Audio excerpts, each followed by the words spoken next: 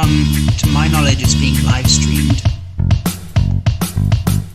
Year after year, the World Schools Debating Championship gathers the best debaters from around the globe. This year's pandemic made that impossible, so we took it online.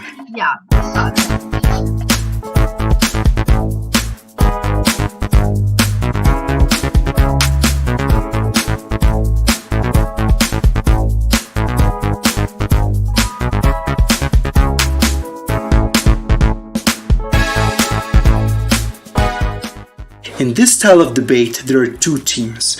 The proposition team, which is in favor of the motion, and the opposition team, which is against it. Each side features 3 speakers giving 4 speeches. The first 2 speakers generally present constructive argumentation. The third primarily focuses on refutation, while the reply speaker summarizes the debate. For the prepared rounds, teams research the motions for weeks in advance. For the impromptu rounds, teams have only 1 hour to prepare after being told the motion.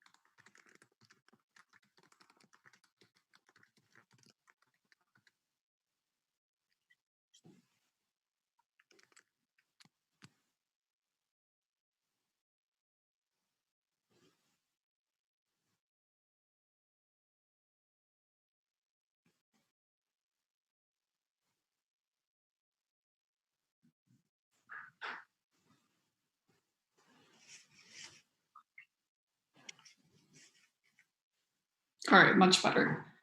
Are we ready to start recording the debate?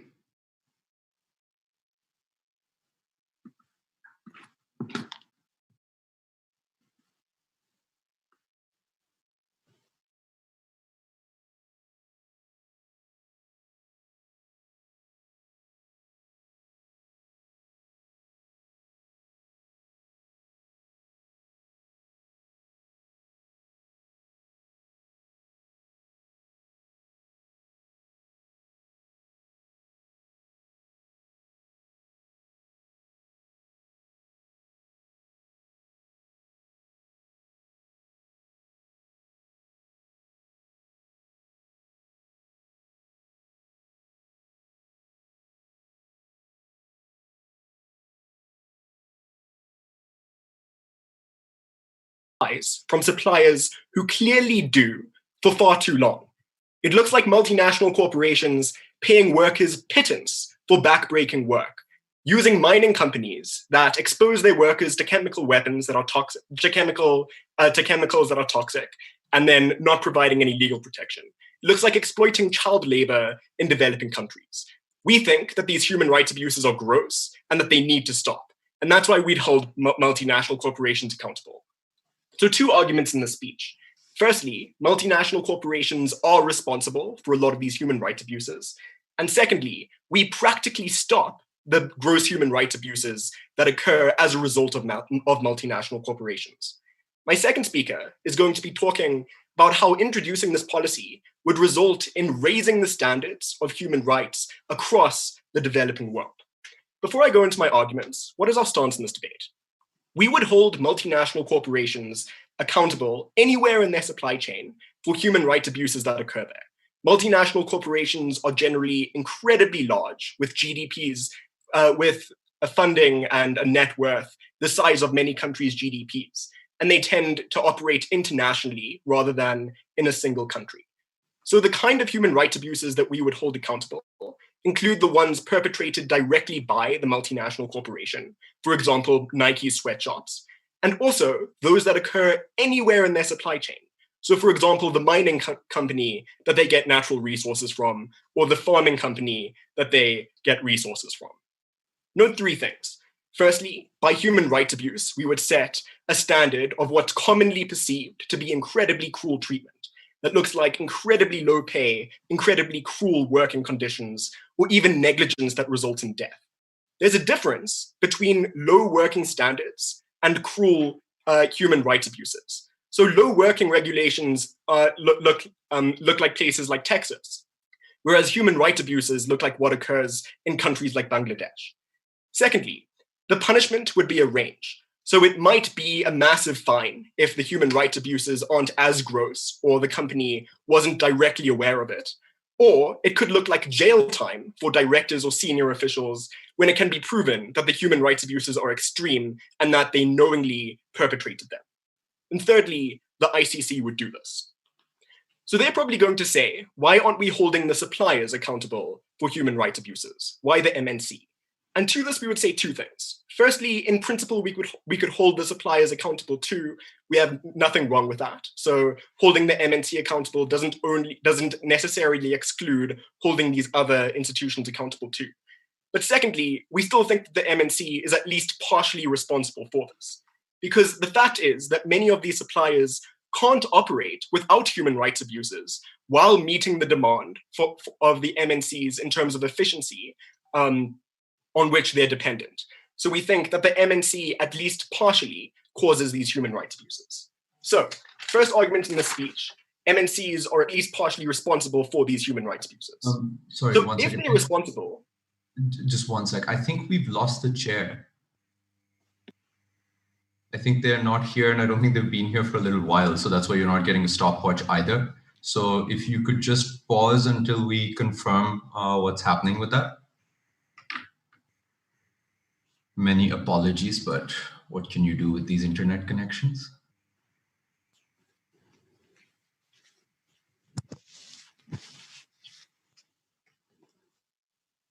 So will P1 start again so that you can hear his context and intro, or will he just pick up from the position that I think he'd probably restart from wherever she cut out.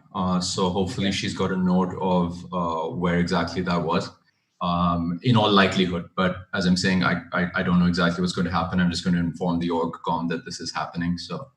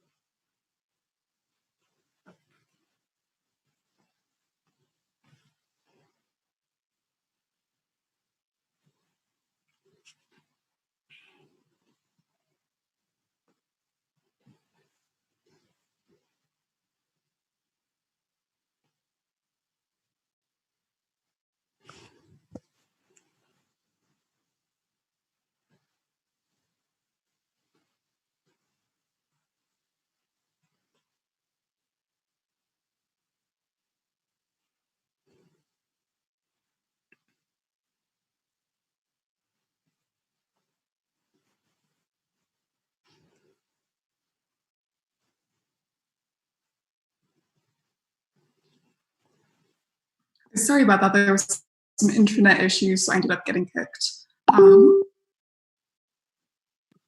Should I restart or? Yes, one moment. I'm going to reproject the stopwatch. Apologies for the delay.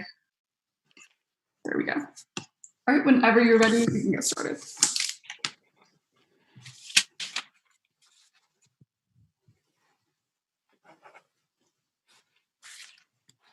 Yeah.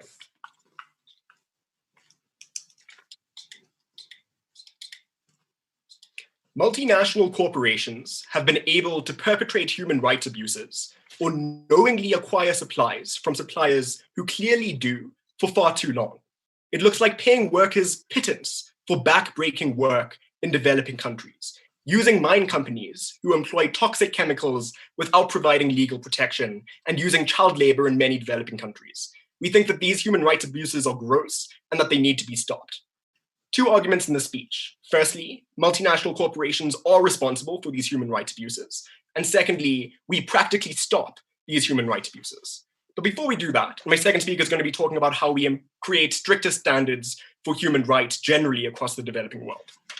But before we do that, what is our stance? We'd hold multinational corporations liable for anything that goes, for any human rights abuses that are perpetrated anywhere in their supply chain. So that includes what they do themselves, for example, Nike sweatshops, and it includes what happens in any one of their suppliers. So for example, a mining company or a farm that they get natural resources from. Note three things. Firstly, these human rights abuses, no thanks, would be set by an international standard of what's commonly perceived to be cruel treatment. So very low pay, incredibly harsh working conditions, deaths caused by negligence. And there's a difference between relaxed working conditions and human rights abuses. So there are relaxed working regulations in places like Texas. There are human rights abuses in places like Bangladesh. Secondly, this punishment would be a range. So there would be massive fines when the human rights abuses that occur are less extreme, or you can't prove that the MNC knew about them. But it could include jail time for directors or senior officials in instances where the human rights abuses are extreme and they knew, and it can be proven that they knew what happened. And thirdly, the ICC would do this. And to believe that motion, we don't have to go too far into logistics. They're probably going to say, why don't we only hold the suppliers accountable? And to that, we would say two things. Firstly, in principle, we could hold the suppliers accountable too. That means we would hold both the MNC and the suppliers accountable. We don't see why those are necessarily exclusive. And secondly, many times, no thanks, we would say that the MNC is at least partially responsible for the human rights abuses that occur, because suppliers wouldn't be able to operate without human rights abuses while meeting the efficiency standards of the multinational corporations that they're dependent on. And we're going to prove this in my speech. So, having established the context, let's go into my first argument about how MNCs are responsible for the human rights abuses that occur in their supply chain.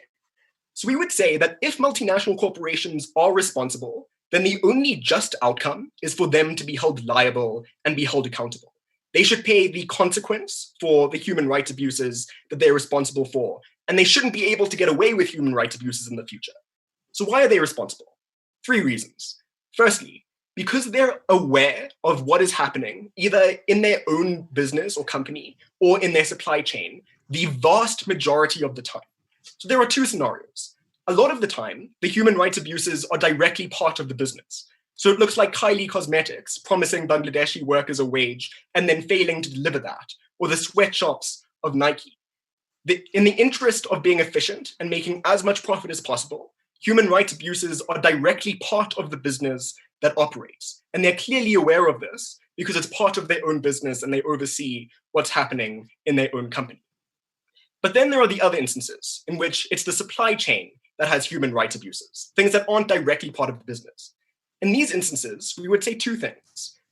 Firstly, a lot of the time, they are still aware of the human rights abuses that occur in the supply chain.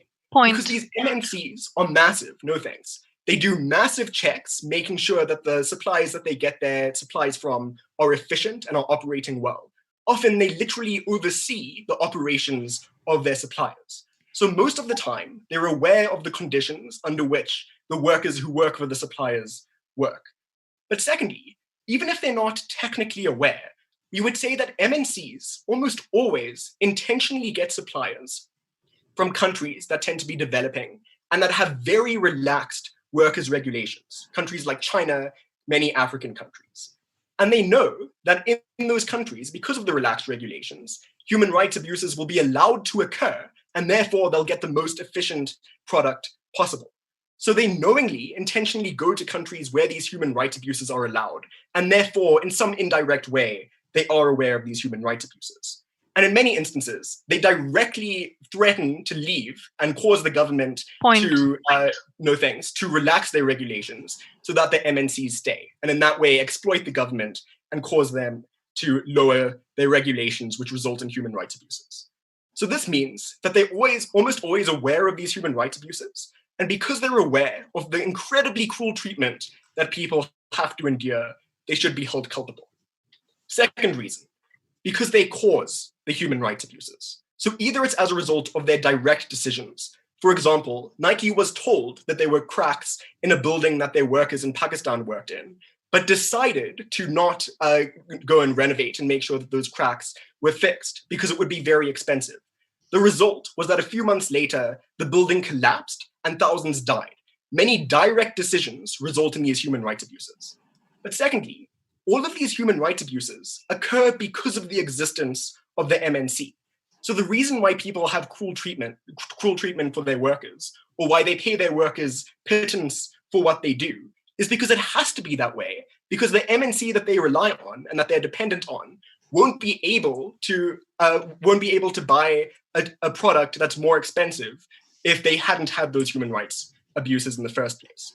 So they have to have cruel treatment so that they can be very efficient and have low prices, and the MNCs won't buy from them if they don't have those low prices. So ultimately, the MNC causes these human rights abuses anyway. But thirdly, even if they're not aware, we simply think that they should be. So we think that they have the capacity, their size is the GDP of many countries. They genuinely have the capacity to investigate and make sure that these human rights abuses don't occur. And we think that because of that, it's a reasonable expectation that they go the extra lengths and make sure that they don't occur.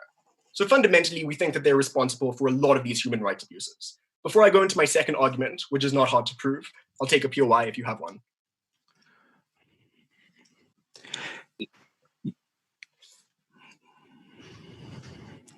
Okay. Sorry, I have a POI. What would be the incentive of MNCs to actually bring this change about?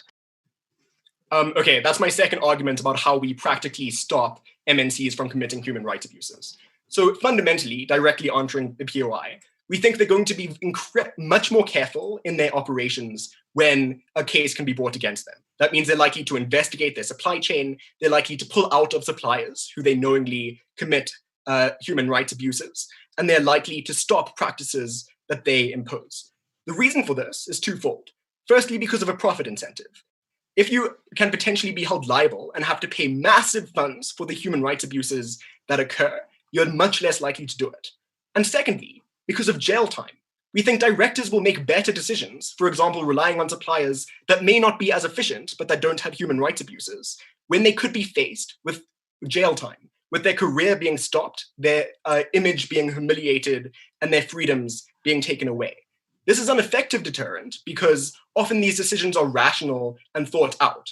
They decide to get from suppliers that commit human rights abuses because rationally they want more profit. So fundamentally, it'll be effective because it'll weigh into their rational decision. Fundamentally, these companies are responsible and we practically stop them. I'm proud to propose.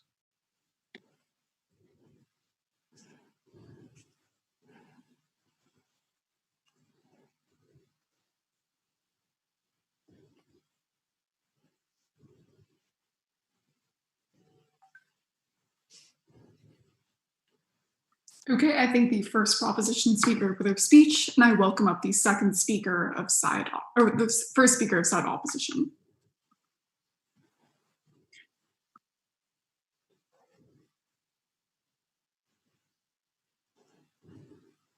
I would just need a second because I have to get my charger. I will be back in a second. Thank you. No worries.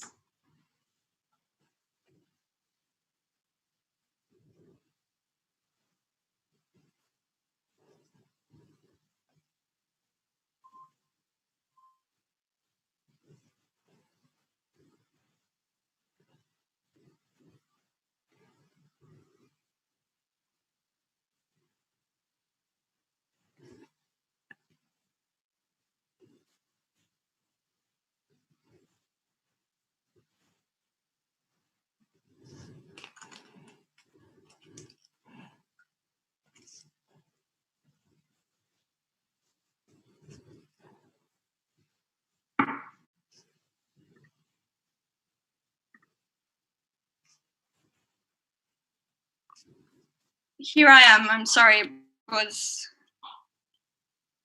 No worries. Whenever you're ready.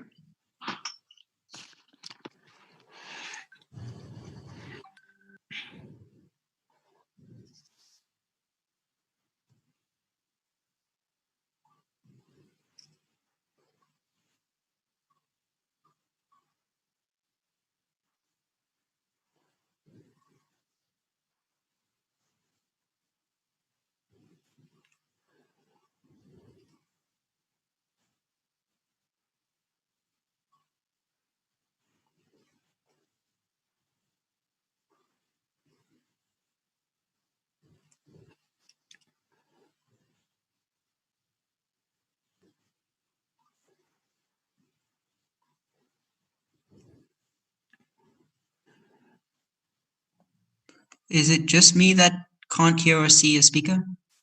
No, she's having a couple of issues. She needs a moment. She'll be right there. It's fine.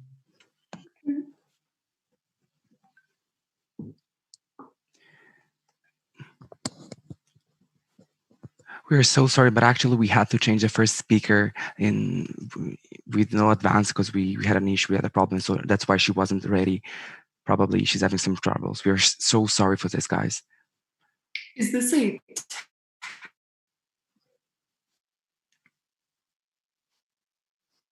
need to switch in?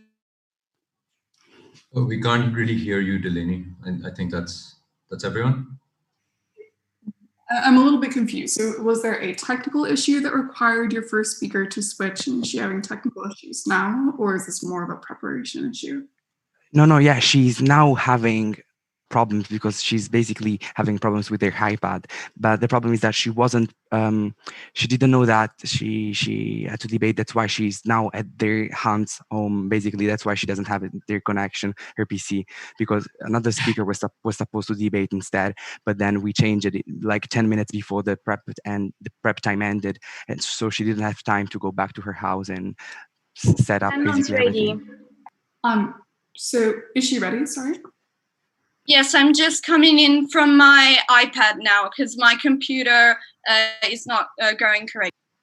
All right, no worries. You're well within the technical difficulties, time constraints. So as long as you get started very soon, then you'll be fine.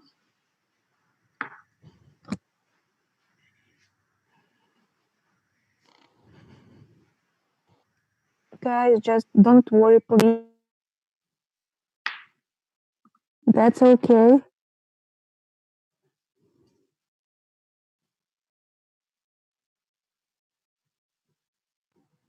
Don't think we heard you clearly, Sveta.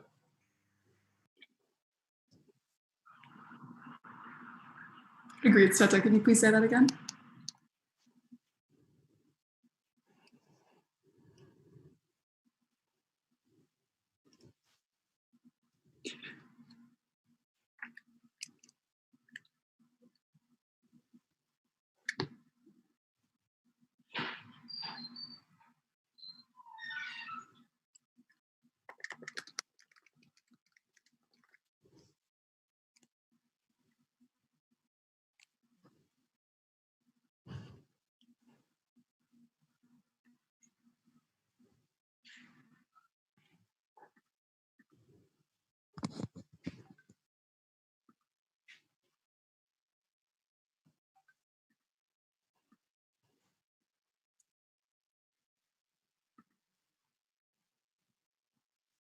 All right, I'll just note that we're getting close to 5 minutes of disconnection for technical difficulties, so soon I'll have to notify a member of the CAP if we don't get started.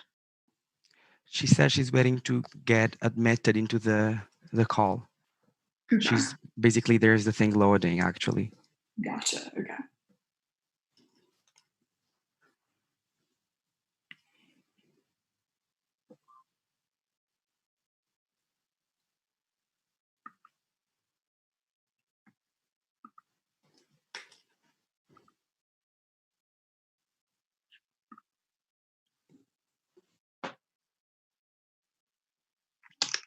I am here now.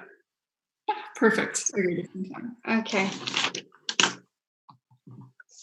So I'm very terribly sorry. We're all getting used to a new format, don't worry.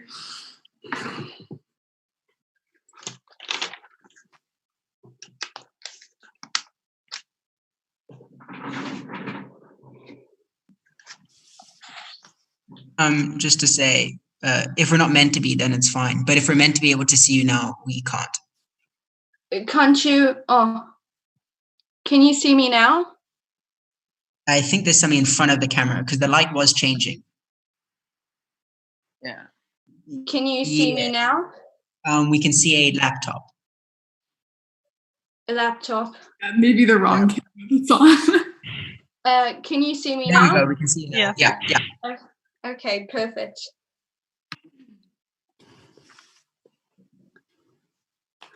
side proposition never gave us the burden. They never told us why their proposal would actually change the status quo and why it would make it better. And that is why we cannot accept in any way, sort, or matter their proposal. Now, they had the burden to tell us why their proposal would actually change the lives of those workers, why it would actually make a better status quo, but they failed to do it. Now, they never told us how it could actually change something, and they wanted, paradoxically, to give directly the lead to a multinational, which actually didn't directly commit their violation. Now, during my speech, I will first start with the rebuttal, and then I will show our team's line. Now, first of all, team proposition first never told us why to do it and how their proposal would implement the status quo.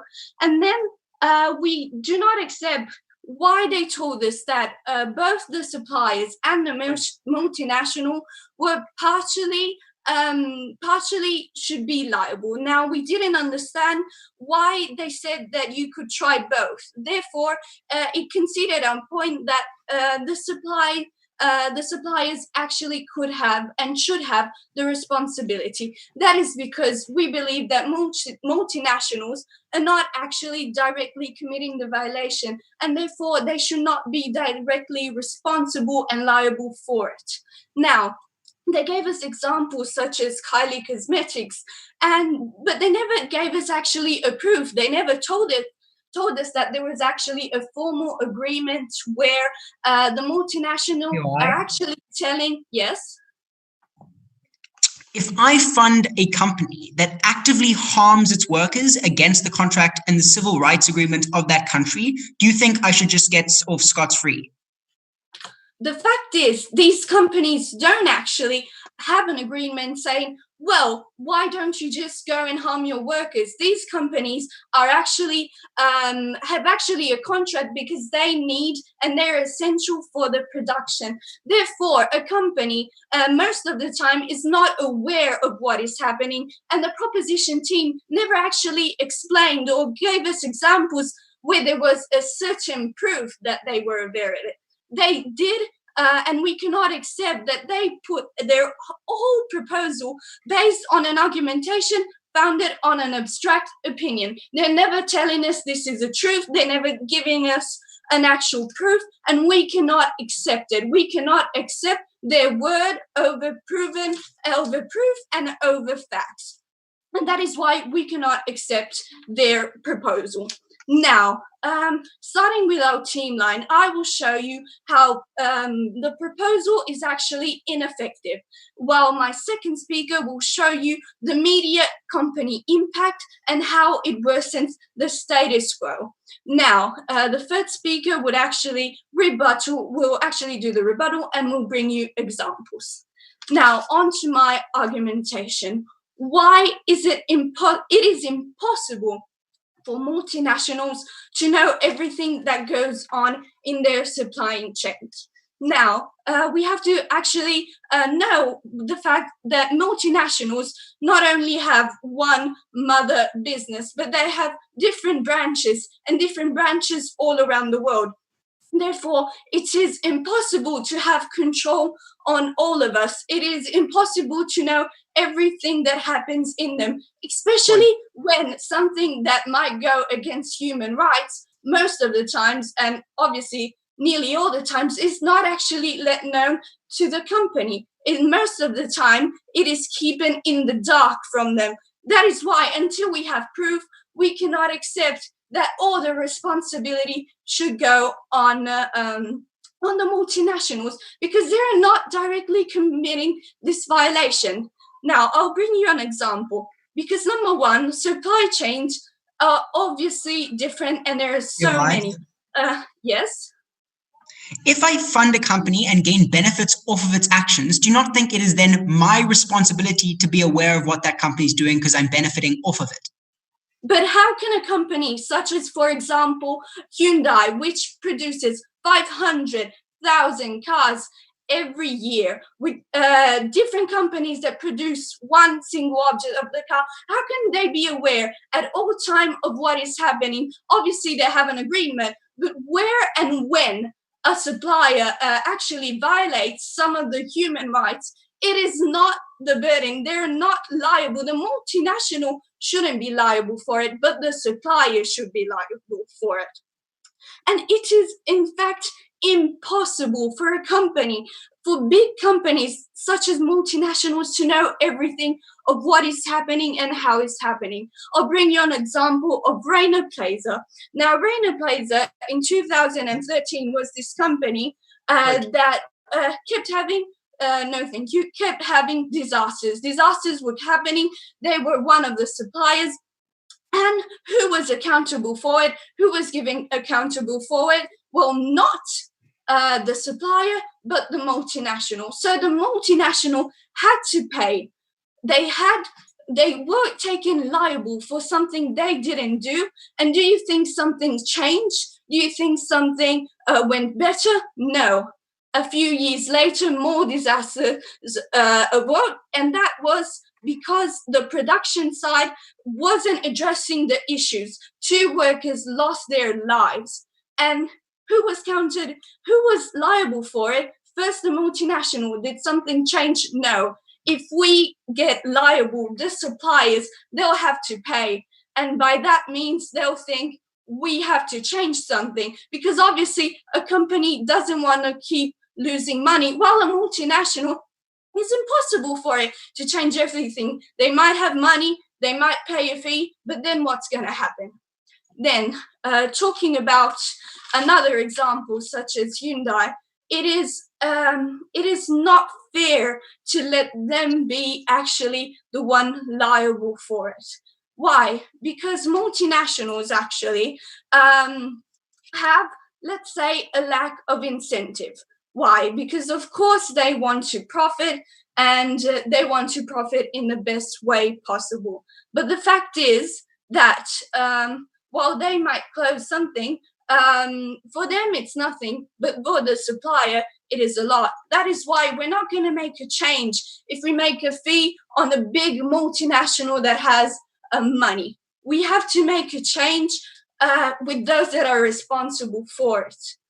And those that are responsible for it are the ones that are directly violating all these codes. Now, we cannot accept that a team proposition is actually basing their whole proposal on something abstract. They're telling us, well, let's make the multinational be liable for it because they know everything and they agree to everything, and they actually give a parameter for the other, for their suppliers to say, do it. But they never give us proof. It is unacceptable that they're basing everything on something which is abstract. They're not giving real examples. They're not telling us if this is the truth, and we cannot believe them. We cannot believe something which is not which has not been proven, and that is why team proposition never gave us what they actually needed to do. Their burden was to show us how their proposal would actually better our status quo. They never did it. They never gave us real examples, and they based everything on something else. Thank you for your attention.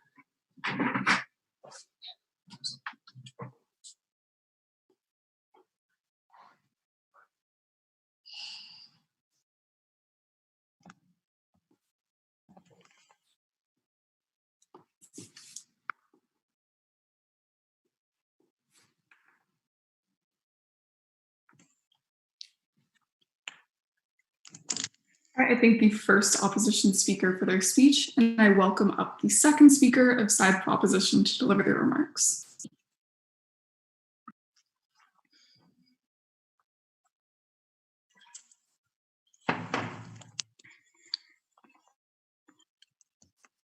Can you all hear me and see me? Yes.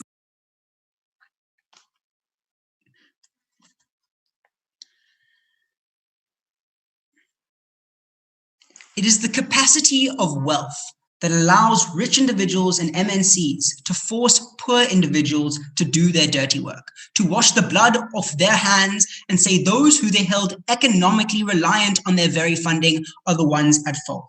But never forget that this is a facade. It is a mask and a lie told by the rich to the complacent of the world that allows them to escape liability. It's a lie we will not allow on side proposition.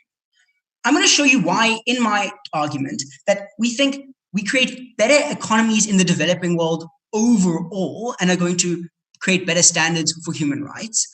But before I go on to that, we're going to do two strategic things in rebuttal. We're going to deal with their claim of what our burden is, and we're going to deal with showing why we think we're justified in holding these MNCs culpable.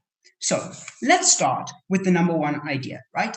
That they've pushed onto us under the clash of whether we create actual better lives for workers who are suffer human rights abuses. They had two main things here. A, they said our burden was purely to show that we changed the status quo. This is not true. Our burden in this debate, which is that believes that debate that says we should hold these individuals liable, does contain a facet of proving effectiveness, but we think a major part of this debate should be whether we think that these organizations are actually culpable, and we deal with that in the end. But secondly, let me show you strategically why we do actively create a change, right? A, because we think that we can hold these suppliers culpable too, right? If it's often clearly shown that they had the ability to stop and weren't held economically hostage, right? But realistically, we told you the reason we don't hold suppliers culpable in the majority of situations is because it wasn't their choice. It was commit human rights abuses or not be able to feed my family for the week. We don't think these individuals are able to make a choice that holds them responsible as much as rich foreign executives living in the USA do. Secondly, we told you the reason that we're able to create active change for these individuals living in the supplier, even if we don't charge the supplier, is that it is these multinational corporations that have the wealth and the funding that allow these bad organizations and suppliers to do what they do, that force them to do it because they know if they don't, they're not going to get funding. Right? If a wealthy, multinational corporation now has an incentive not to engage with negative suppliers, they're going to pull out. They're going to fund suppliers who are now incentivized to not commit human rights abuses because they know they won't get funding anymore. That's why we're going to actively change life for the individuals working for these suppliers. Secondly, they tell us, but it doesn't matter because the pressures you apply aren't enough because these are rich executives and rich multinational corporations that can take these externalities. A, we're willing to make them pay huge amounts of money. We're willing to go as far as we need to fix the life for these human rights abuses. But secondly, we think we can actively hold individuals accountable criminally, which means that they have a personal incentive to avoid this when they're in power in these corporations. So since I've shown you how this isn't purely our burden, but we deal with it already on our side, and our first speaker's analysis on why we're able to create change wasn't engaged with, we win this clash. Second clash, right? Are these MNCs actually liable and are we justified in holding them accountable? They brought us one thing. They're often not aware of these abuses because they just have a contract and they're so large that they can't keep contact with all of their suppliers. We've already shown you in our first speaker matter why, even if they're not aware, it's not important because A, they benefit off of it.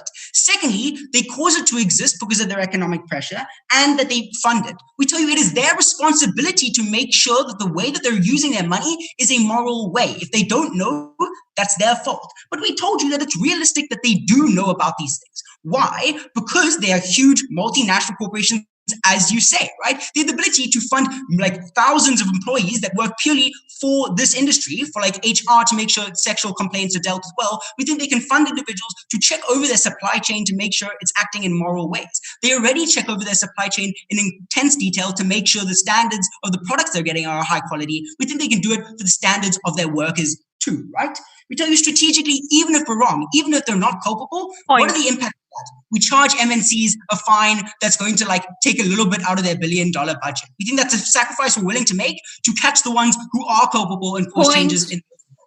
Before I go onto my main argument about how we change the economies in these developing worlds, I'll take a POI. Have you thought about the negative impact that would actually go in the economy for the workers and not only for the company? So realistically, we think if we fine a multinational corporation, they're still going to be able to pay their workers a reasonable wage. These companies are making immense amounts of profit. If we take away a section of this, it's going to change their incentive, but not change their ability to function realistically unless they continue to do it, right? But if they had run the argument saying that the developing world needs this, I'm going to show you why that's not actually true. Because By restricting multinational corporations from pursuing low worker regulated areas, we relieve the pressure from developing countries to race to the bottom of worker regulations, therefore minimizing all other harms in developing world economies. We tell you, developing world countries are desperate for multinational corporations to set up in these countries because of the economic benefits and because of the political and economic clout that they hold over the politicians of these countries through things like bribes, right? But we tell you, in order for these countries to appeal to multinationals, they not only have to lower their worker regulations to a way where they are more profitable than the West to these companies, but they have to lower their worker regulations to the point that they are more profitable than their developing country neighbors, right? What does this cause? It causes a race to the bottom in these economies where developing governments try to dismantle all of their worker regulations till the point that human rights abuses are allowed in order to just garner and pander to these multinational corporations so that they will set up. This forces the developing countries to race to the bottom and systematically change their economy. Why is this particularly harmful? Because A, when countries systematically allow human rights abuses in their countries, we tell you not only MNCs use these human rights abuses and capitalize on this. We tell you all other businesses, local businesses, which would have set up in these areas anyway, and so we don't need to do this for them, also capitalize on it because they have a profit incentive to now force their laborers to work longer hours and for cheaper prices to compete with these MNCs. But secondly, and more importantly, we tell you that these countries don't actually gain any benefit from that. They gain a false sense of development, right? Because when these multinational corporations are able to pay such little wages to their workers and just frame it under the idea of, oh, we're giving you economic development, that doesn't actually occur because these workers don't get enough money to ever raise up the economic ladder and pursue better employment because they're paid barely a pittance in the amount they can live on. But secondly, they're unable to pursue other forms of education and they're always economically reliant on this multinational corporation, which takes control of the developing world's country and puts it in a stranglehold. When developing MNCs no longer have the incentive to force countries to race to the bottom, we think developing worlds on a whole have higher human rights standards, right? Why is this important? Because A, we minimize the harm of non-necessary human rights abuses from these other businesses, like local businesses, but B, we think we stop these mega corporations causing human rights abuses. We tell you, they're still going to stay in these developing worlds. They're still going to bring their benefit. Why? Because even if a developing world isn't allowing you to make human rights abuses, we think the labor pool that they have, the favorable currency exchange, and still the fact that individuals are going to work for less money than those in the West, even if it's not a pittance, means that MNCs still have an incentive to set up in these developing worlds. We tell you, we allow them to seek more profit than the West, but not the most profit that forces individuals to be exploited to an extreme degree. Panel, we've shown you now that we create better economies in developing worlds. Our politicians and our CEOs have lied to us. They've given us the false narrative that we have to sacrifice human rights for economic development. This is not a false dichotomy that side proposition is willing to buy into. We're going to win both. That's why you side with us.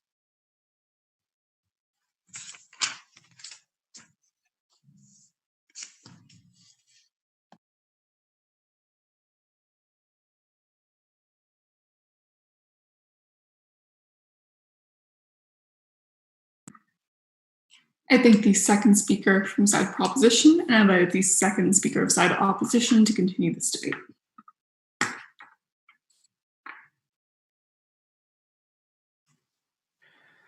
Can you listen to me properly? Yes. Okay. When side proposition is totally blaming multinational companies, they are being extremely short-sighted and incapable of looking at the real way multinational companies are working, which is why I'm so proud to oppose. A couple of things in this speech. First, I'm going to make a huge point of clarification whether that on what their burden actually is. Second of all, I'm going to deal with some pieces of rebuttal. And thirdly, I will present you our last argument on how side proposition proposal will lead to a chain of damages resulting in human dignity being even more violated. With this being said, I would like to address, I would like to go on their, basically their burden. Side proposition has to show us that multinational companies hold the major responsibility to human rights violation. Therefore, they have to be accountable. And if I prove you in this speech that they do not that they do not hold the major responsibility, dear panel, side proposition loses debate from the very beginning. But now on to rebuttal. There's basically one major question I'd like to address this refutation flu. Can we consider multinational really responsible for human rights violation? Well, what we hear from that proposition is that they are responsible because basically they check continuously the suppliers they are going to work with. So even if the supply is not ethical, is not respectful for human rights, they are responsible because they precisely decide what company has to model. First, yeah, okay, they may be doing controls and then choosing the company that is most ethical. Okay, this is what a company has to do. But let's see how these controls actually happen to understand better if those companies are responsible. Basically, inspectors from the mother company, potentially businessmen coming from the United States, visit supplies factories, for example, in China. These factories, in order to be selected and then going to set up, are then going to set up basically a fake narrative presenting themselves as ethical as they can, forcing workers to act as if they felt well in that company with well-looking working spaces and working spaces that are environmentally respectful. There are companies, in fact, in the world, like in China, that are doing exactly this thing to have more clients. Basically, companies that are renting spaces, safe working spaces to look like human rights respectable, so that they can convince the motherland company to, yeah, please. Why do multinational corporations in your model have a reason to care about systematic human rights abuses occurring in their factories in Bangladesh? I'm simply showing you in this point of the speech that those companies cannot help the major responsible, because basically what happens is that even if they choose the company, so basically they look like they're responsible, but what happens is that those companies set up a fake narrative presenting themselves as ethical and responsible for human rights careful, which is why they cannot be held responsible. Second point of this refutation: even if the company selected by the multinational was the most ethical, actually the most ethical looking company, there is nothing that is going to prevent the company for committing the suppliers from committing human rights violations. When H&M chooses the company to work with, nothing is actually preventing the Chinese company producing textiles to violate human rights against in the future, because basically once they have acquired the client from the multinational company, they have presented themselves as ethical. What happens is that they don't care even more about that, and they continue on perpetrating human rights violation, which is why only those companies have to be held responsible for this and not multinational companies. Now, basically, what we hear again from that opposition is that those companies have to be those multinational companies have to be responsible not only because they choose the suppliers, but also because they actually take advantage from the work of suppliers. But then this entire point from side proposition completely falls in the moment in which I prove you that that multinational companies are actually cannot know specifically what happens in that specific supply, as long as I've proved you with my first point of rebuttal. But now you also say that by doing so you are going to improve and boost the situation of people in general in the world. To those people being Why? No, thank you. But actually, what happened is something a little bit different. When multinational companies are trying to address the human rights crisis, what they do is that they create a fund to cover trials and legal litigations, because they have so much money that they can handle. So basically, they set up a fund, they set up money that they can invest on dealing with process in legal litigation. And what happens is that they simply would use this money to deal with the process and with justice. But on the other end, they will continue perpetrating human rights violation because they do not have any incentive, which is why basically those companies are not going to improve the situation, and your entire point on that completely falls. With this being said, let me present, no thank you. With this being said, let me actually present you our last argument, saying that if side proportion proposal was real, we would experience a chain of damages for people, resulting in more human rights being violated. I'm going to give an example before anything. when Stefano Gabbana, the CEO of fashion house Dolce & Gabbana, posted a video on Instagram in which he was being racist and insensitive towards the Chinese population, a storm against the company intensified, and basically millions of hate comments were with the hashtag boycott Dolce & Gabbana reached the top trend topic in Twitter. As this example shows, basically, when something scandalous happens related to a multinational companies, we experience mediatic shame and movements actively supporting the boycott of that company. Of course, this is an activity that is legitimate, but we think that when companies are called out for things that are not directly related to their activities, as it happened, for example, with Zara, when workers were placed into a condition of slavery by a textile supply company that has nothing to do with Zara, then it becomes a little bit more problematic. This is problematic because when companies experience such a violent storm of hate that is legitimate only when they're directly responsible, they also face loss in the incomes. I'm going to give you another example here, again from Dolce & Gabbana. When Dolce & Gabbana, after this situation arose, saw its sales in China completely falling down to a point where they lost almost 20 million euros roughly, and they also lost a fashion show in Shanghai. But what is the impact of this? That basically this situation caused dressmakers in the southern Italy basically find themselves without clothes to sew. They were jobless and with no future perspective. In a world in which all multinational companies will experience such a scenario, from the millions will experience such a scenario, millions of people from the world will result being jobless with less to no money at all for their children to go to universities, with no money for them to pay their bills, to pay their home loans, resulting in their human dignity being violated.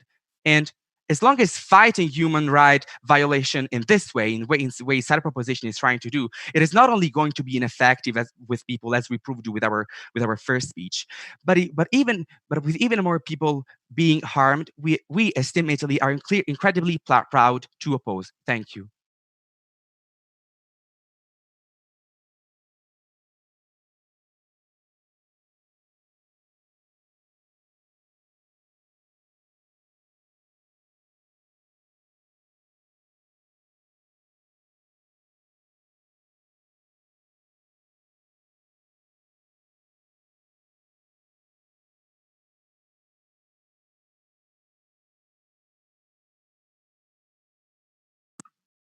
Okay, I thank the second speaker of Side Opposition for their remarks, and I welcome up the third speaker of Side Proposition.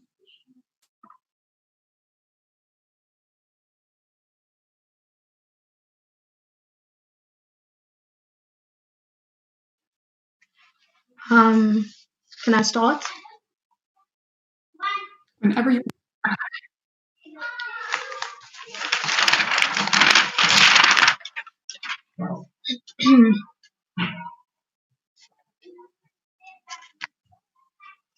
Okay. The biggest fault of their case is that they push this unreasonable burden on us to prove that at all instances we're able to hold them the most liable and achieve all sorts of change for the individuals on the ground. But in the same breath, they speak on their case. And at no point do we think it's explicit that they show us that they're able to change the life of the person on the ground when they hold these suppliers culpable. Because reasonably, we don't even think the characteristics of both the multinational corporations and the suppliers have been reasonable on Side Opposition, main reason why they lose the debate. But above and beyond that, what are the two issues or questions that we've engaged with in this debate? Number one, who is reasonably more liable for the human rights violations happening themselves, and who is in the most capacity to achieve the change? Secondly, do we actually create that change, and on whose side is it more reasonable to assume that we're able to have that? First issue then, on who is reasonably more culpable. Here's where we can point out the strategy of opposition and show how it was flawed. Because for a majority of their case, or a lot of their arguments relied on this idea of the characterization of the multinational corporations.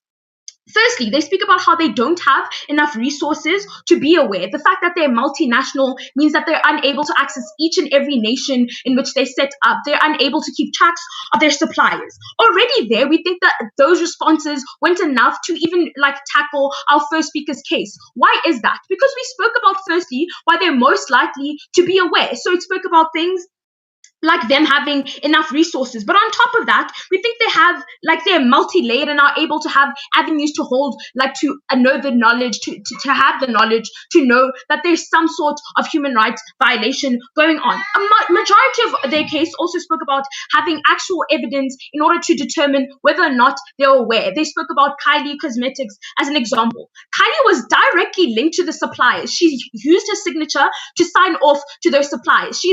Her complacency in not knowing that human rights violations were going on was still something that we think she should be held liable for. Why did we say that? Firstly, because we think that she has enough money or capital in order to create change. They're directly clashing with their characterization of multinational corporations and their ability to have resources. Secondly, we don't even think it's enough of a response to say, because you don't have evidence that they were aware of these human rights violations that were going on, is enough to tackle the multiple layers within our argumentation. Because we said even if they aren't aware, they ought to be aware, and we should still hold them liable. And why is that important now? This is a separate impact.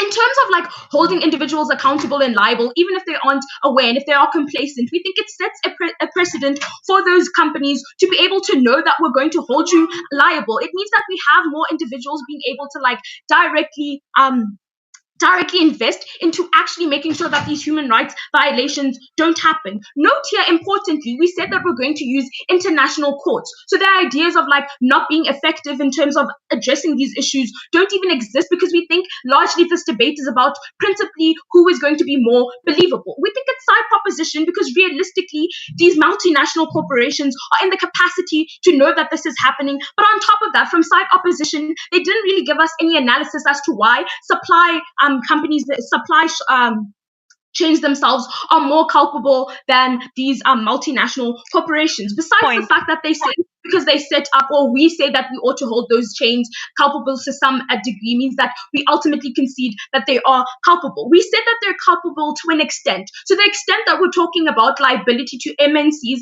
differs a lot from when we're talking about, like, when we're talking about these supply chains themselves. That's important to note, because it meant a lot of opposition's case then had to specifically prove to us why these supply chains ought to be held accountable. They're the most vulnerable individuals, and we don't think they're in the capacity to have that liability exist on them. On top of that, we also think that the supply chains themselves are ones that existed directly and specifically because of the multinational corporations. So that in and of itself is another reason as to why we ought to hold these corporations liable, because they're directly responsible for the existence of these supply chains and the human rights existence itself. Again, another thing that we have to point out in this clash is that they were unresponsive to the argumentation around why we think there's competition to lower your human rights violation in developing nations. We think multinational corporations, again, we proved, are directly responsible for the lowering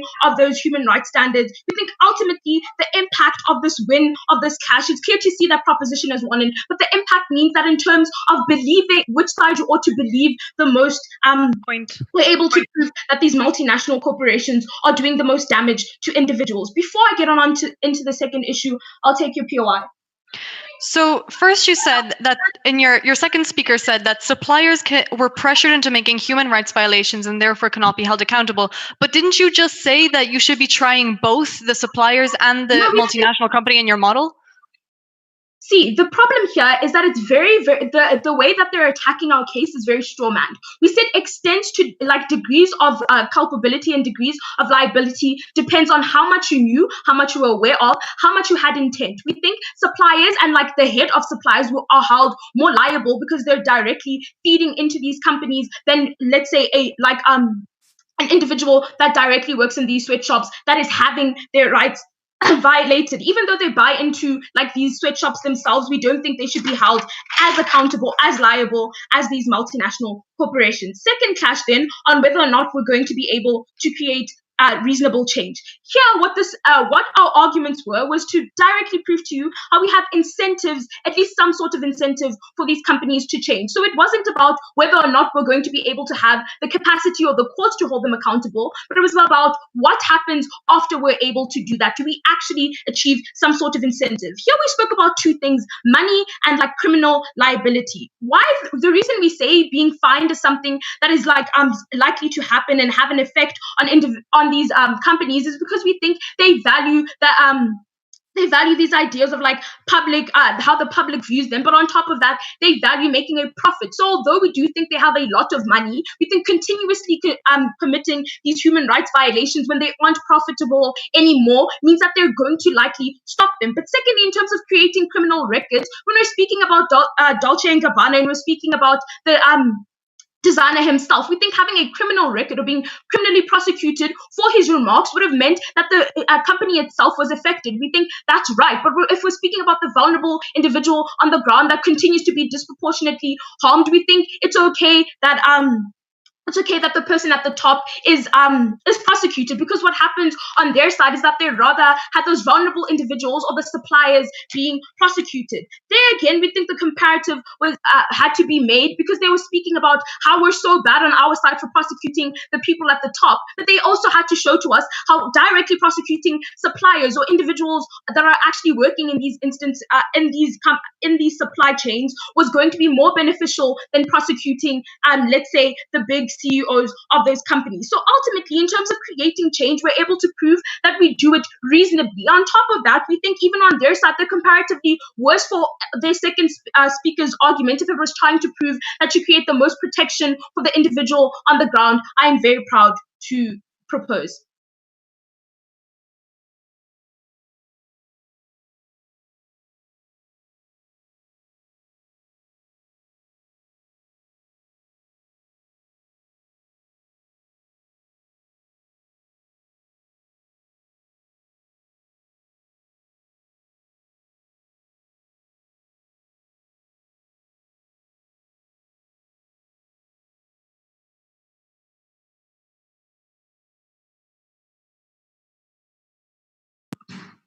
Okay, I thank the third speaker of side proposition, and I welcome the third op speaker to deliver their remarks. Okay, so I'd like to begin my speech by quickly going over the several inconsistencies that side proposition brought while presenting their point. First of all, they said, the third speaker began by saying that we push the narrative that side proposition has the burden of defending the rights of the workers, but we didn't push this on them. First of all, they introduced it. Second of all, it's part of the topic. The topic is about human rights defense. So this is what proposition has to do. Proposition has the burden of proving that their intervention in the human rights field in multinational companies will better the status quo. And they have not done this effectively. But moving on to my inconsistencies again. So let me clarify that we didn't say that multinational companies couldn't do these checks. We said that they most likely wouldn't because it is anti-economical. And I will get back into this point later on. But again, furthermore, my inconsistencies, I proposed through a POI saying that that side proposition advocates for trying both the suppliers and the multinational companies, while also saying at a certain point that the suppliers of multinational companies are forced into making human rights violations. And this leads me into another inconsistency where they said that multinational companies will be incentivized to not go to companies who do not respect human rights, and yet the human rights violations come from the companies itself. So which is it? Do the human rights violations come from the suppliers, or do they come from the multinational companies? It is not clear in what side proposition is said because the origin was not clarified. No, thank you. So I'd like to move on here to my main rebuttal. I'd like to talk about how side proposition characterized multinational companies and how this is actually in our favor. So the proposition always presented multinational companies like money-hungry companies, and yet at the same time, they're given these companies that have, admittedly by side proposition, had massive human rights violations, the burden of guaranteeing human rights for their workers. They are giving them the responsibility and asking that these companies from from high up guarantee the human rights of the people. They are saying that they should be held accountable, and once held accountable, they will actually do this. But our side says that this is very unlikely. In fact, their incentive, which was that human rights abuse will be limited with the threat of jail and money, this is actually not true, because these are already incentives that are present, and they have not been enough. These violations still continue to occur throughout time. Human rights violations are still crimes. No, thank you. They are crimes, and they are liable for suing, meaning that these incentives already exist, and they have not been enough for these companies. This is the point. We agree they are money-hungry companies, and this is why human rights violations are not at the top of their list. So what we're demanding is for Proposition to give us a good reason for shifting the blame from the suppliers to the multinational companies. And they have not yet done this, because our team stands for a practical solution to this, for a realistic solution looking at the ethical issues within multinational companies. Because we have proven through the examples of Rana Plaza, H&M, and Zara, which are other examples that I will bring up now, these are all examples in which the public opinion held these companies liable for the human rights violations they made, and nothing changed, because my first speaker told you that Rana Plaza occurred in 2013, and yet there were massive fires that broke out in 2016 and 2017 in the same city in Bangladesh. Yes, I'll take your point. That's why we don't think the status quo of socially holding them accountable is enough. We want to change the laws to make it not just illegal if you do it, but illegal if your suppliers do it. We are changing the status quo. So what is the intervention proposition is advocating for? They are advocating for holding the multinational companies liable in the most part, if not exclusively. But why is this damaging? This is actually worsening the status quo. First, because, as was said, it's being ineffective, because why target the bigger picture when you can target the direct person who is involved? Why punish everybody for the fault of a few? You should fire the people responsible for those violations, not destroy an entire company. As my second speaker has already told you, doing this will actually damage the lives of everybody beneath that company. So first of all, let's look at this realistically again. If your goal is to better the lives of workers who are at the bottom level of these companies by attacking the top and making your way through these companies, how many people are you sacrificing? You're sacrificing everybody that is beneath the people who are at the very top of these companies, which you are saying are responsible for these violations. So truly, what is the most ethical approach here? So this is the worst case scenario that we have for Proposition solution. What is the best case scenario? The best case scenario is that their proposition will be performative. It will not be effective, and all it will do will be a media circus at this point, like we have seen in the past, like in the Dolce & Gabbana situation. That one actually had an effect. But take, for example, other social media campaigns against H&M, against Zara. Everybody knows about this. Knowing about this isn't enough, and yet it was all that you will achieve in your best case scenario. In your worst case scenario, you'll be sacrificing every single person associated with the company, who again includes workers who work for $2 a day, workers who are just trying to scrape by, people who have nothing to do with the violation of human rights. And even if you go slightly further up, people who are not involved in actively imposing these human rights violations, and yet you are sacrificing them too. What is the point of this? It is also much more effective in time and money to simply go after the people who have committed the crime instead of taking down absolutely everything. So this is what our team stands for. Yes, I'll take your point. Don't you think it's much more likely that Nike, if they're charged, is not going to just say, we'll stop making shoes and using like any workers anymore? They're going to say, okay, suppliers, now you have to follow human rights abuses, because that's going to lead to more profit for them. If side proposition wants to look at what's more likely is that they will sweep everything under the rug, pretend nothing happened, and use the money they have to cover everything up like they have in the past. Again, this has happened. This is the difference between side proposition and side opposition. Side proposition is working on the assumption that these companies are actually interested in fixing human rights violations, and they think that this will actually be a strong enough profit incentive for these companies. But this is false economically, but because it's much more profitable to simply repress the rights of the people beneath them.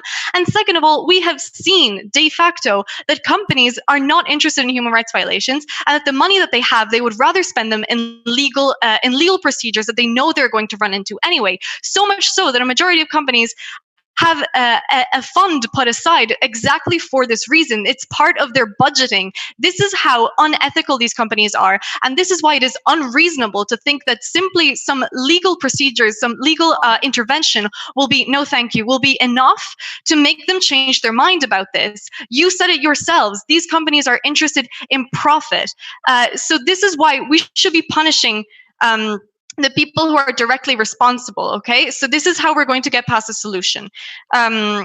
Again, side proposition talked about setting a precedent, but what we're arguing here is that no precedent will be set. You are expecting companies to actually intervene on the sole basis of a legal intervention. But again, this has happened time and time again. This has been threatened, this has been used, and this has been ineffective. So everything about side proposition's model is ineffective, and they have given no proof as to why their new model will be more effective than the status quo or things we have seen in the past. So again, we have seen no good reason from side proposition as to why the blame should be shifted from the smaller producers to the big company as a whole. And they remind you why we have proven to you why this is actually worsening the status quo. It is worsening the status quo because it is taking down everybody with it. It is sacrificing people who have nothing to do with this. It is damaging the people that side proposition is advocating to defend. But this is just false, and it bleeds into their best case scenario of performative justice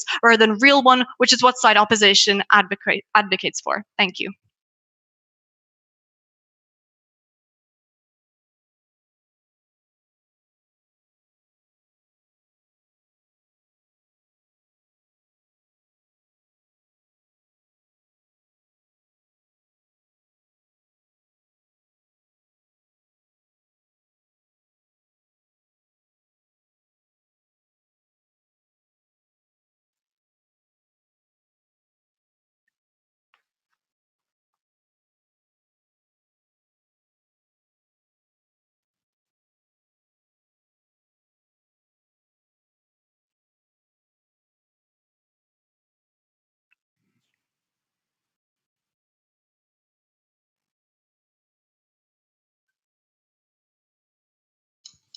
Hello, everyone. Please give us a second for the judges to return, because apparently there was a misunderstanding and we thought they had finished the debate and sent them to the deliberation room. They should be back, though. Yeah, no problem. I think we're all here.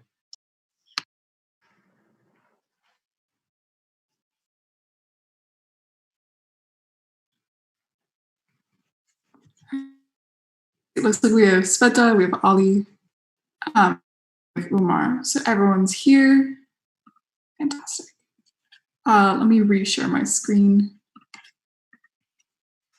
All right. Now, I thank the third opposition speaker for their remarks, and I invite up the op reply to close out the op case for this round. Okay, can you listen to me properly again? Okay, perfect. Yes. Three main clashes occurred in this debate.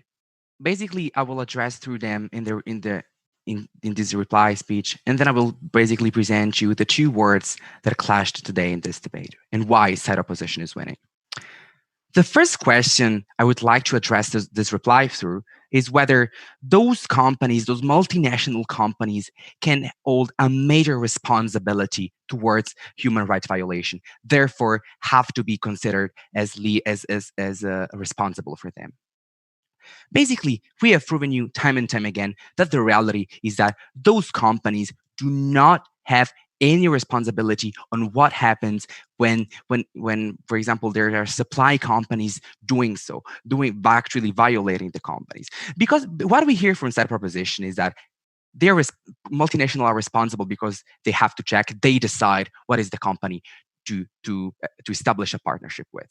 But we tell you, first of all, in the very beginning of this debate, that multinational companies can easily be deviated by those supply companies that actually, as it happens in China, will establish a fake narrative of themselves, presenting themselves as ethical, as human rights responsible and careful, and which is why basically in the very beginning those companies will be believed. But then we tell you that there's nothing that is going to prevent those companies from causing even more harm, from perpetuating human rights violation when these factors of the company go away.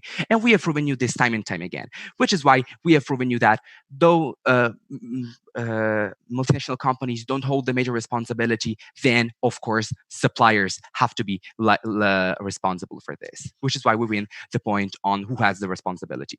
Second clash of the debate. Are they going to do so? Are those companies actually going to improve the situations of people? What we hear from side proposition is that they are going to do simply because they're legally forced to do that. But we have proved you time and time again that that legal actions already exist, and there's nothing that has improved in people living in Bangladesh or people living in India being exploited by big and large companies. And second of all, they're not doing so because of the logic that they have behind. The logic that they have behind it, that basically they are money hungry and they're only doing things that will profit them, as we have proved you with the example of basically Zara, that has created a fund to cover trials and legal litigations to deal with those processes and actually continuing on perpetrating human rights violation. Only in our last speech, they came up with a point of information saying that those company actually when they see that the suppliers is not going to is not benefiting people, is harming their human right, they can stop the partnership, and this is why this is the place in a way they can deal with this problem. But actually, we tell you again, we told you in the answer that they are going to basically to hide the things under the rug, and there's nothing that is going to change. On our third point of clash in this debate, who is doing actually the best for protecting workers? On their side of the house, you hear that their solution is blaming multinationals, but we have proven you time and time again that blaming multinationals is not effective, because you're simply going to establish again a fund to cover trials and legal litigations to deal with their liabilities, still leaving people in Bangladesh and India being exploited. And we have proved you this with the example of Zara. And second of all, we tell you that attacking the top is damaging even more people, as we said on our third argument, that you're never tackled with. By this being said, dear panel, I beg you not to be influenced and clouded by the widely spread hate against multinationals. Please check the real responsibilities. Please stand with opposition. Thank you.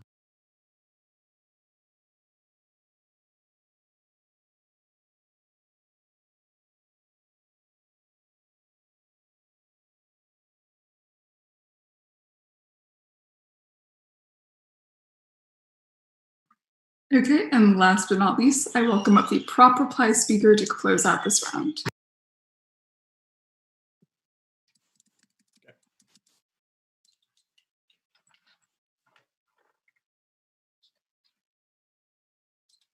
Opposition asks, why punish the MNC for the faults of the supplier?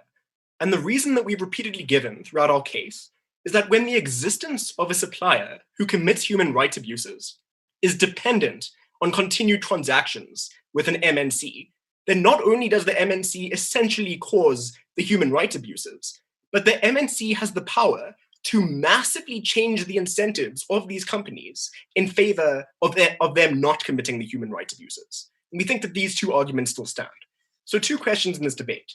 Firstly, are MNCs culpable? And secondly, do we practically prevent human rights abuses? So firstly, are MNCs culpable? So the 3 reasons that we gave that claim that they definitely are involved, firstly, that they're aware of the human rights abuses. They're massive, so often overlook the suppliers. And even if they don't, they know that they operate in these developing countries that have relaxed regulations for a reason. That's why they operate in these countries. They know that they commit human rights abuses for maximum efficiency. Secondly, we said they essentially cause the human rights abuses. The existence of these suppliers is dependent on the MNC. That means that when the MNC continues to support these suppliers, they are literally keeping the human rights abuses afloat and incentivizing these companies to continue to commit them. And thirdly, we said that even if they're not aware, which we seriously don't buy, they should be. They're massive. It's a reasonable expectation for an MNC to do a check on anyone they decide to supply with. It's reasonable to expect them, given that their net worth is literally the size of countries' GDPs. The only real response we got to this was that it's impossible. There are so many suppliers, MNCs can't possibly do this. And to this we said, that this shows that opposition doesn't comprehend the size of these MNCs, that basic accountability measures, looking into the suppliers that they deal with, would take up a fraction of their profit. The reason that they don't do this is literally because they're okay with the human rights abuses because it's profitable for them. We no longer stand with that, and therefore we think that this motion should stand. So ultimately, MNCs are culpable in principle.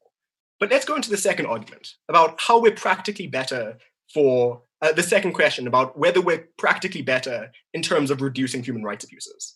So what we claimed is that when you hold these companies liable, you have massive funds that you charge from them, and the directors or senior officials may be charged with jail time. They say that like these funds won't have an effect because these MNCs are massive, but we say that we'll make these funds have an effect. We'll make them massive enough for it to be a deterrent. So what does this mechanism mean? It means that because these companies are profit incentivized, this is the reason why they commit human rights abuses in the first place, we directly mitigate that incentive and make it less profitable to be complicit in human rights abuses.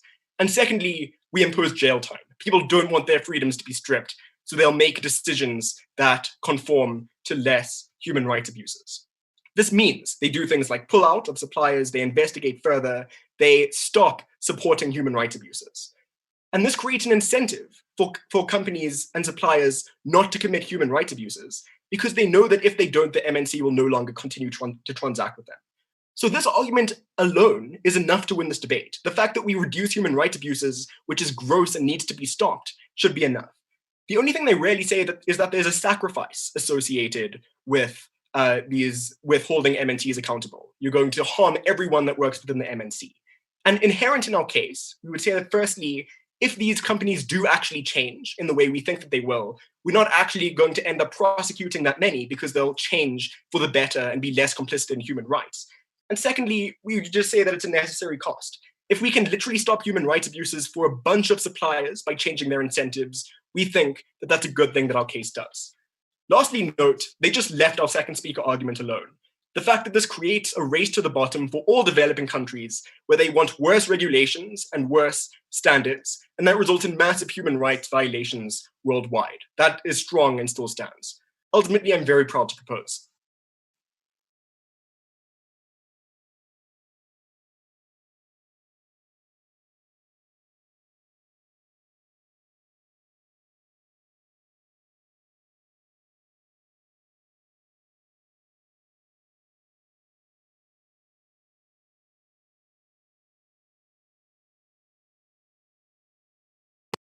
Okay, I thank the proposition reply speaker for that speech.